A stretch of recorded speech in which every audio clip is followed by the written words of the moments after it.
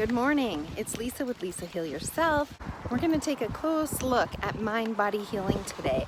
What is the mind? What is the body? What are our emotions, our heart, and our soul? How are they all connected? How are they all even either helping or hurting you, or working together or dysregulated, not working in harmony in order to heal your physical, mental, or emotional conditions and problems and move you forward on your healing path journey? We cannot separate them. We cannot separate mind, body, and soul.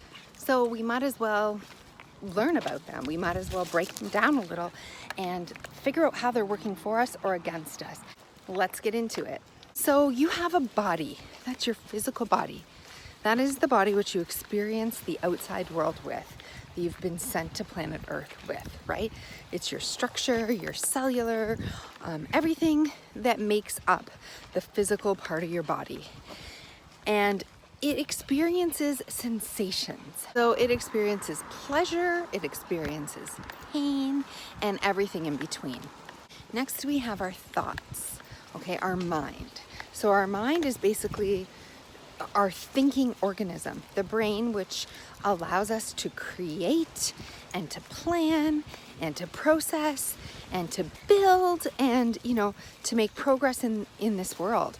So this is what separates us from every other species on planet Earth, is our big intellectual brains. This is the mind, and usually it's run by all kinds of thoughts, right? Our mind can process and understand. It can take complex problems and break them down. It can create, future. It can think of the past. It can do all kinds of things, but it comes through in thoughts, right?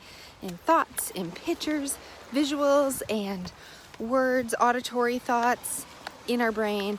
And this is what we refer to often as our mind. Now let's talk about the heart. The symbol of the heart is emotions. These are basically our feelings, right? We feel things in our body. They're named emotions, right? We have names for these categories of feelings that come up, like excitement, nervousness, love, hate, anger, rage, joy, curiosity, love, peace, anger, jealousy, disappointment, right? So we have all these feelings, and how do we know when we have an emotion? We feel it. We feel things. We feel hot or cold, or like butterflies, or like a flush or a rush. We feel tightening or relaxing. We feel all these different sensations, again, that are felt through the body, and they're linked to emotions, to feelings. Something that we feel, we're not thinking it, right? You can say, oh, I feel scared, but if you don't actually feel the feelings of fear, where your heart constricts and your blood pressure goes up and you feel sweaty and stressed and tightening, right? You're actually feeling fear when you feel it. You can't think like, oh, I'm scared, but if you don't have any of the feelings of fear, you're not feeling fear. So it's all about feelings. It's about actually experiencing the feelings of these emotions in your body. And then we have the soul. And the soul is the observer. It's the witness. It's the part of you, the consciousness, the ever-expanding consciousness that steps back and sees all this. It sees the thoughts, it sees the sensations, it sees the emotions, it can zoom back and see you experiencing everything. It's the consciousness that experiences. Okay, so the consciousness that is your soul. And your soul can step back and be objective. It is the witness, right, to what is happening, to what you're experiencing, to your thoughts, to your body, to everything. The witness that is, no matter how you change your thoughts or your emotions or even your body, that stays with you. This is presence, right? The presence, the consciousness is what we're talking about when we're talking about soul. And this makes up you. This makes up all of you, okay? So what do we do with all of this stuff? Especially when we have chronic illness, chronic physical disease, or mental illness, whatever it is. What do we do with all this stuff that's coming up? Where is it coming from? How do we stop it? Can we stop it? What are the triggers for them? How do we work with the triggers? What is happening? Right? What is happening? Where is it all coming from? And how do they all connect, and how are they all one, and how does mind-body healing work? These are a lot of questions that I get, right? People get it. They understand that the mind, body, and the soul are all one. We're all connected, but they don't really understand how to break it down. So let's talk about the thoughts for a minute. So we are given this brain, this human brain, to do amazing things with. To think, to create, to plan, and really build and create and just do anything that you want with. Use your imagination. This part of the human brain should always be used. It's always on. It's always taking inputs from the outside world, processing it and storing it and figuring it out and building on it. This is what it's meant to do. It's meant to expand thoughts. Now we can get caught in our mind and use it for bad instead of good, because thoughts are not true. Thoughts are not always truth, right? Just because you think a thought does not mean it's the truth. And in fact, more often than not, thoughts are garbage. Take our worst fears, our worst experiences, our worst memories, our worst fears of the future, our worst insecurities, and they blow them up bigger. Now, why does the mind do this? Why is the mind mostly negative, unfortunately? Because of our central nervous system. So if you have not yet seen any of my videos on the central nervous system and how it's the key to healing the body, please go watch that. But all I'll say here is that the central nervous system is basically on guard at all times and set to protect you, okay, to keep you safe. So it has one goal in mind, and that is survival. So it is on the lookout for danger at every turn. So anything that we experience in our life, think, I like that, or I did not like that. And if you think, oh, that felt good, I like that, we store that as a good memory. We store that as that is good for the body. The body quickly is trained to learn, that is good, I want more of that. When something bad happens to us, when something we don't like happens to us in any way, any flavor, we store that input quickly as no more of that, no more of that. And that's literally what the nervous system focuses on, because it's not worried about how to make you happiest. It's worried about how to keep you safest. So it prioritizes negative input, because this is the information that your central nervous system needs. Didn't like that, that didn't feel good, that didn't sound good, that didn't look good, that it didn't compute right with us, we don't like that, that left us feeling uneasy, we don't like that, that's no good for us. And it already puts an alert. It stores it in your body and it says no more of that. We don't want any more of that. And the brain now is scanning on guard all the time, high and low, to make sure that you don't have any more inputs like that, because that's the job of the central nervous system, to keep you safe. So when all these negative thoughts are flying at people, they're not true necessarily, right? It's an overactive nervous system, a dysregulated nervous system trying to keep you safe. And your thoughts are going, right, like if you once had food poisoning when you ate ham, now maybe every time you eat ham, your nervous system's on the lookout saying, we don't like ham, ham's not good, right? And it's constantly on guard against something. And that's not truth, right? Because not all ham has food poisoning. So your mind will play tricks on you. Your mind will interpret things wrong, and your mind always errs on the side of caution. So if you even didn't like it a little bit, if it even hurt you or caused pain or suffering in any way, just a little bit, that is stored and that is blown up. And it's blown up on purpose so that you avoid that, and that your mind puts all kinds of crazy thoughts in your head to stay away, danger signals to stay away from that indefinitely in order to keep you safe. Now, thoughts can become obsessive. They can become narrow-minded. They can become abstract, and they can become jumbled. They can become circular. They can become loud. They can go round and round like the monkey mind, right? They continually just try to keep you safe. So what does the mind always need? The mind always needs to be told and to believe that it is safe. That's all it wants. It just wants to know that it's safe.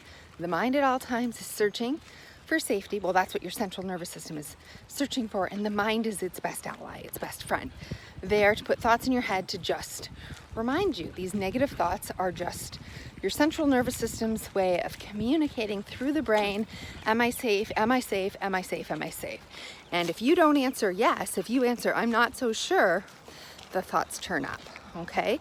So that is why when something happens and we obsess on it, we go around on it, and then we get ourselves more stressed out about it, worked up about it, nervous about it, scared about it, whatever it is, the intensity rises, our thoughts increase, okay, because the nervous system doesn't feel safe.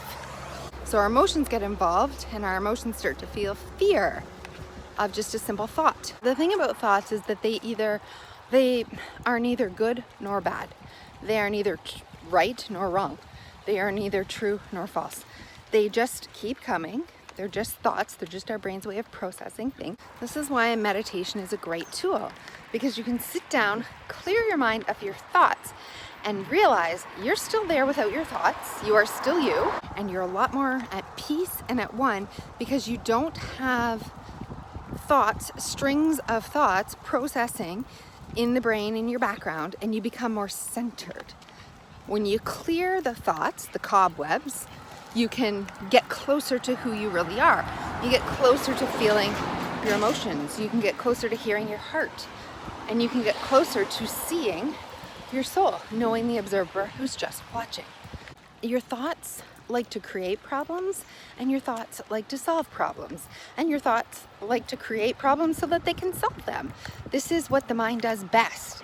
So literally, we can ignore most of our thoughts. Our thoughts are not there to benefit us unless we're using it to create or for something good. If we find our thoughts being used in destructive ways, we know that we can ignore most of the thoughts in there. They're not going to be helpful for us. They're trying to solve problems from the past or the future, neither of which is possible, yet it's just trying to prepare the nervous system for potential danger and potential ways that it could possibly solve past problems and future catastrophes. Now, when you have chronic illness and when you have a problem that you're trying to solve, when we are trying to do it through our mind goes around and around because the mind can't solve a problem at an emotional level. The emotional level has to solve it. Okay, so the mind is just getting in the way. It's taking you in circles. It's distracting from an actual feeling. So often what is necessary is to try to see the thoughts, allow them to pass by the way you might in meditation. Don't cling to them, allow them to pass.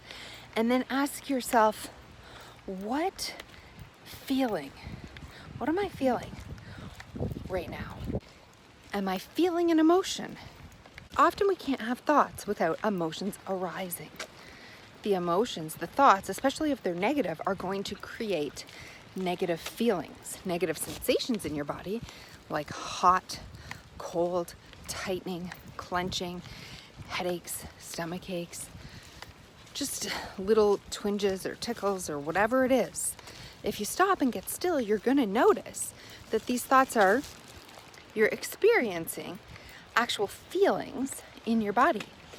And these feelings often have a name. They often have an emotion attached to them, like anger or guilt or sadness, disappointment. I want you to really stop next time your thoughts are out of control and just try to wipe the slate clean and say, what am I feeling?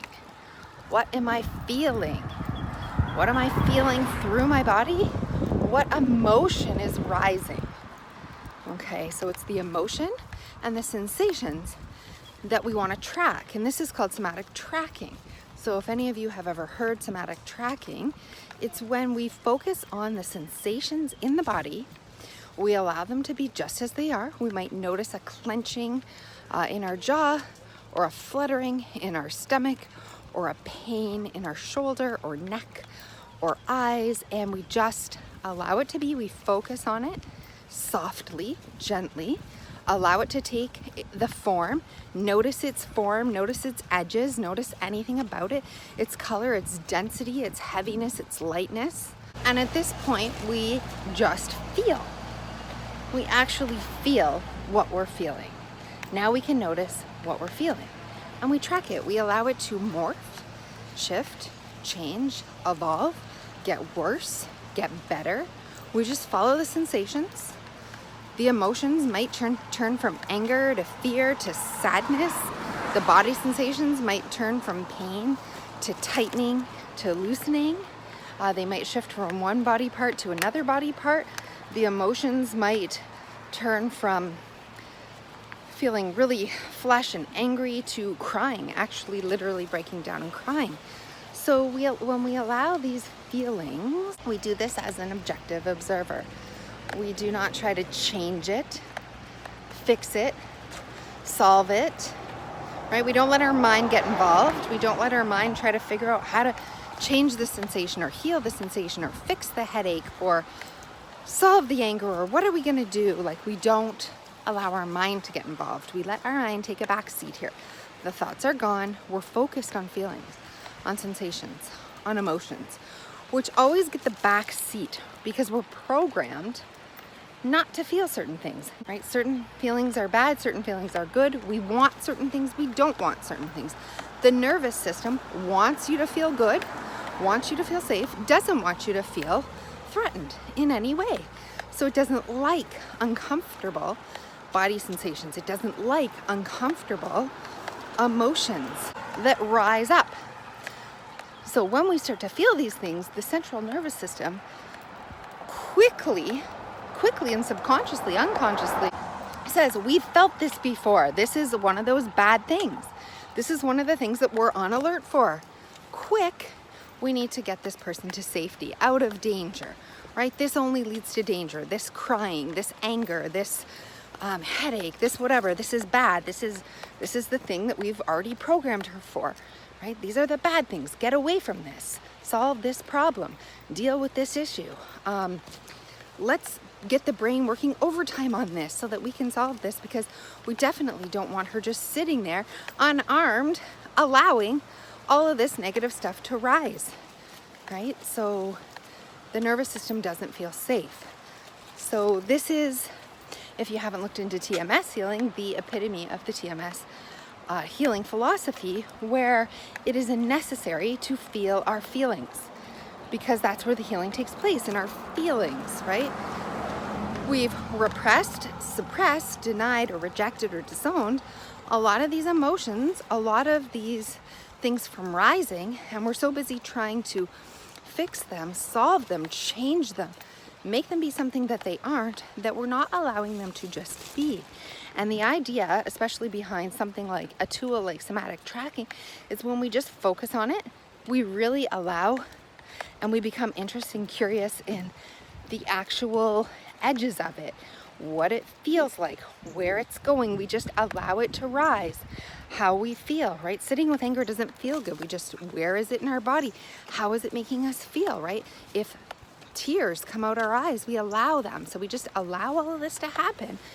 And eventually, in time, sitting with it, not trying to do anything, it will morph, it will change, it will transform, and it will transmute on its own. And it will pass through you as opposed to get stuck deep down inside you. But we have an event or in a relationship or something that happens and we think, I cannot feel this. We stuff it inside. We push it down. We suppress it. Now it's trapped. It's trapped in our body and it has no way to come out. And oftentimes we can hold these things really deep down. And when we get triggered throughout the day, eventually one trigger is going to make us blow, right? Or we hold it inside so deeply that we can't access that feeling anymore, right? We repress it completely so that we don't have to deal with it, we don't have to feel it, we don't have to think about it, and we don't allow ourselves that experience ever again, or those emotions that go along with it. So we're not allowing it to transform, to transmute, to flow through. We want them to come in, our feelings to come in, to be allowed to express without outwardly expressing them. I'm not saying express your anger on the world, express your feelings by getting into a big dialogue with somebody. That's not what I'm saying. I'm saying just allow the feelings, sit with no matter how uncomfortable they get, and allow them to take their own shape and form until the intensity ultimately manifests itself into you crying, screaming, whatever you need to do, shaking, however that form comes out. We allow it to get as intense as it needs to in order to dissipate, in order to pass through, in order to flow out. So when we look at the thoughts and our body sensations and our heart, these feelings, emotions in our body, now we want to turn to the soul for a minute, the conscious awareness that is always there, whether we're feeling angry, whether we're feeling happy, whether we have a headache, whether we don't have one, whether our arm gets chopped off, whether we have our arm, whether we're a male, whether we're a female.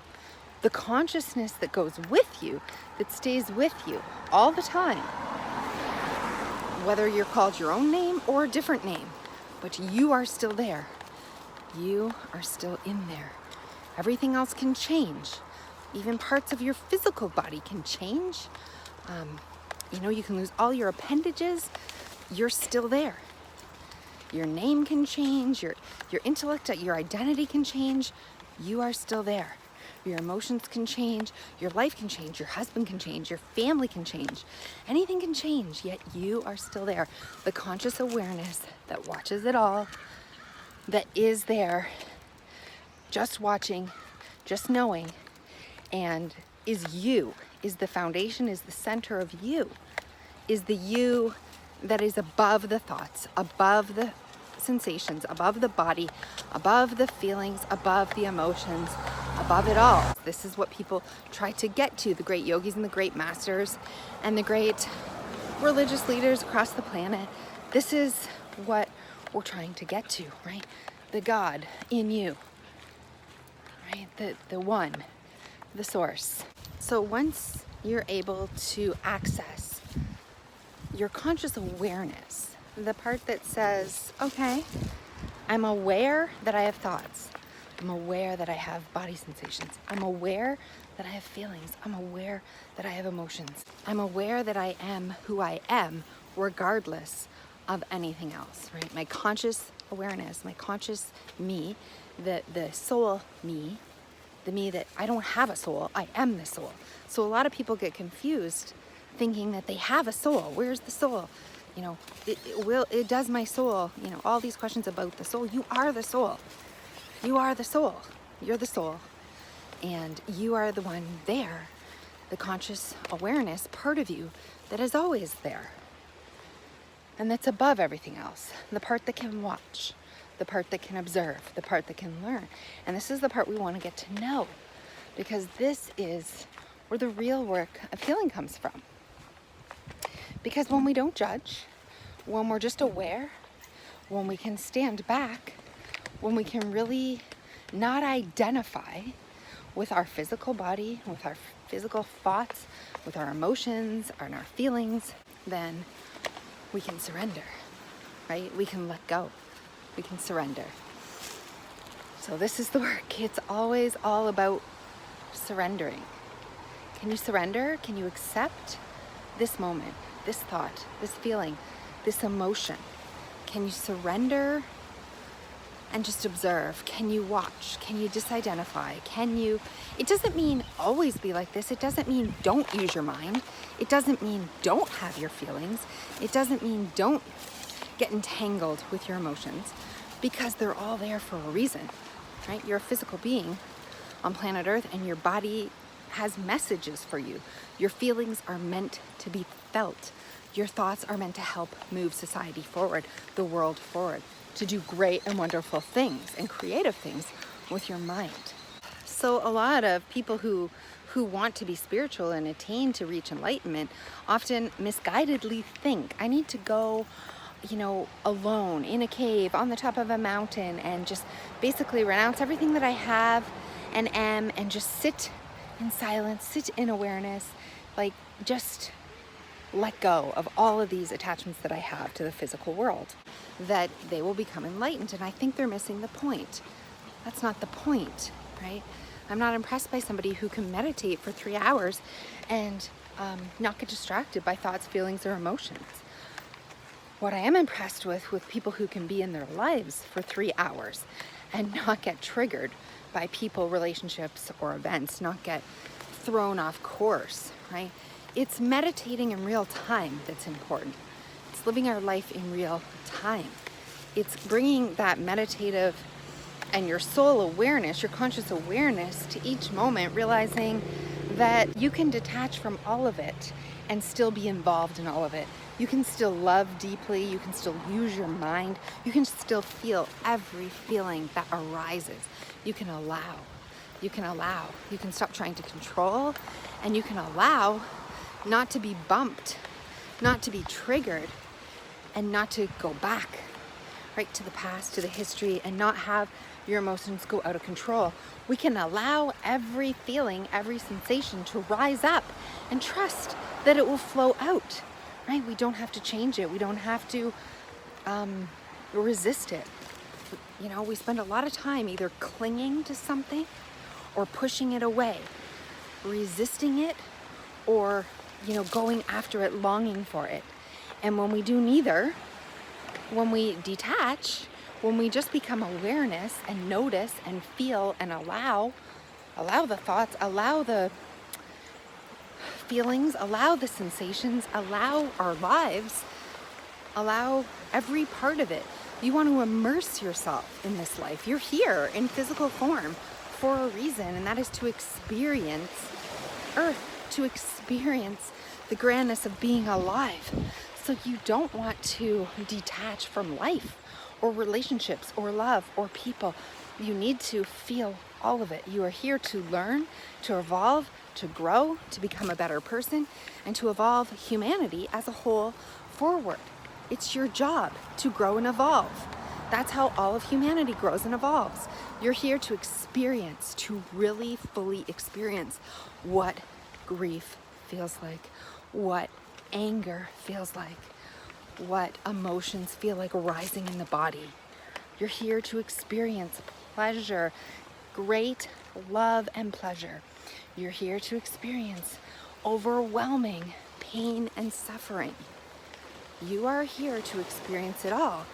And what we don't want to do, we want to experience it all. Full stop, 100%. What we don't want to do is cling to it or try to fix it, try to solve it, try to change it. We want to allow it to express the way it is, to be involved without attaching to it, accepting that what is. We can have goals, we can have dreams. It doesn't mean don't have goals and dreams. It doesn't mean don't want something and don't want something else. It doesn't mean that. It means know that in the end, you're the awareness. You're the one watching all of it.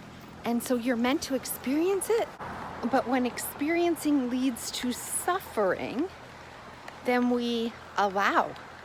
The key to suffering is to allow, to simply allow the moment in front of us, the present moment, to be as it is. And that is, how suffering is alleviated.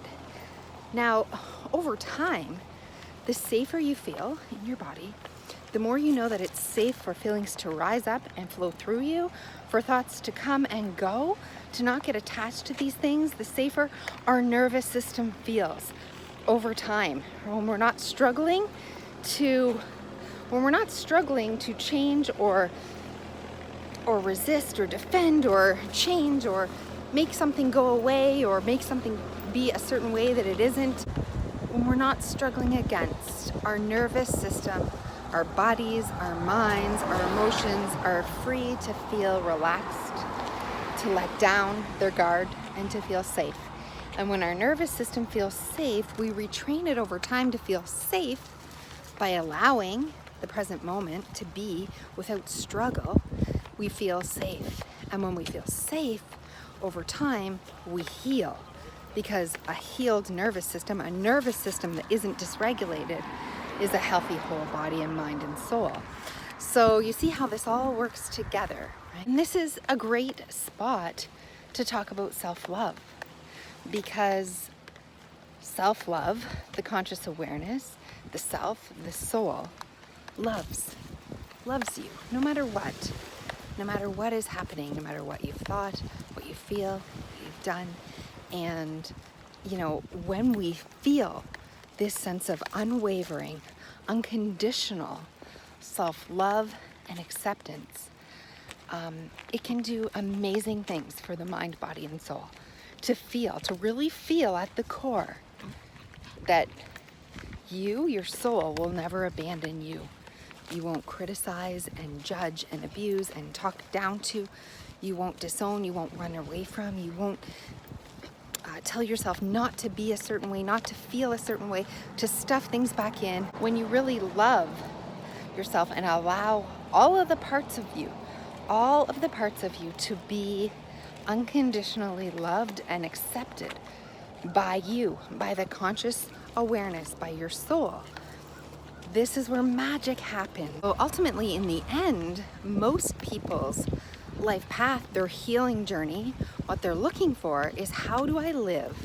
How do I live in this physical body here on earth, make the absolute most of it, be here for all of it, experience everything that I can, while living a life of complete, unconditional love, acceptance, and surrender. And that's the path, right? That is your journey. So I hope that this video has been helpful. I hope that you've gotten something out of it. And if you haven't yet subscribed, please do so, or share this with somebody you think it might benefit. And I will see you in the next video.